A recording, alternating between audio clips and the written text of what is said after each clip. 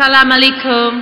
لورين بوث أخت زوجة رئيس الوزراء البريطاني السابق توني بلير اختارت أن تعلن عن اعتناقها الإسلام في واحد من أكبر التجمعات الإسلامية السنية في المملكة المتحدة وعبر واحدة من أكثر القنوات متابعة من قبل مسلم بريطانيا.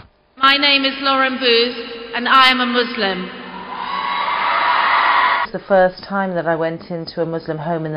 لأول مرة حين زرت عائلة مسلمة بالشرق الأوسط لاحظت أن هؤلاء ليسوا أشخاصا مرعبين ينتظرون اقتراف جريمة قتل بحق، كما لم يكونوا مستعبدين لزوجاتهم، وهي الدعاية التي نقرأها كثيرا في الغرب.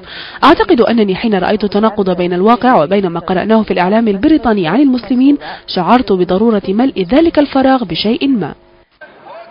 رحلة لورين مع الإسلام بدأت قبل نحو 10 أعوام عندما أصبحت طرفا فاعلا في حراك سياسي واجتماعي معارض لحربي العراق وأفغانستان ومؤيد لقضايا الشعب الفلسطيني، لكن إسلامها جاء بعد زيارة قامت بها إلى مدينة قم الإيرانية، مما دفع البعض إلى التأكيد على أنها أسلمت وفق المذهب الشيعي.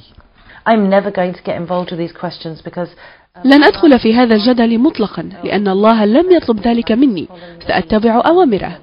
إنني مسلمة، سأصلي لله في أي مسجد وفي منزلي، ولن أقول إنني شيعية أو سنية، وأطالب إخوتي وأخواتي أن يحترمونني كشخص يود أن يكون عضوا في المجتمع المسلم. أما علاقة لورين بأختها شيري بلير زوجة رئيس الوزراء البريطاني السابق توني بلير فيشوبها الاحترام والتوتر أحيانا، خاصة مع توني بلير. إنني معارضة لتوني بلير كرئيس للوزراء سابقا وكمبعوث إلى الشرق الأوسط. لن تكون علاقتنا علاقة تقارب معه، بل إنني متأكدة بأنه بعد إسلامي لن يسمح لي بالاقتراب منه. اعتناق لورين بوث للإسلام يأتي في وقت تواجه فيه الجالية المسلمة في بريطانيا وأوروبا عموما ضغوطات كبيرة من جهات يمينية متطرفة تسعى إلى وقف ما تعتبره أسلمة زاحفة لأوروبا. لذا فإن لورين بوث الإعلامية البريطانية والمرأة الغربية تقول إن فهمها لطريقة عمل الإعلام الغربي وطريقة تفكير المواطن الغربي يجعلها في موضع جيد لكي تساهم في جهود مكافحة ما يسمى بالعداء للإسلام في بريطانيا والغرب عموما. ناصر بدري، الجزيرة، لندن.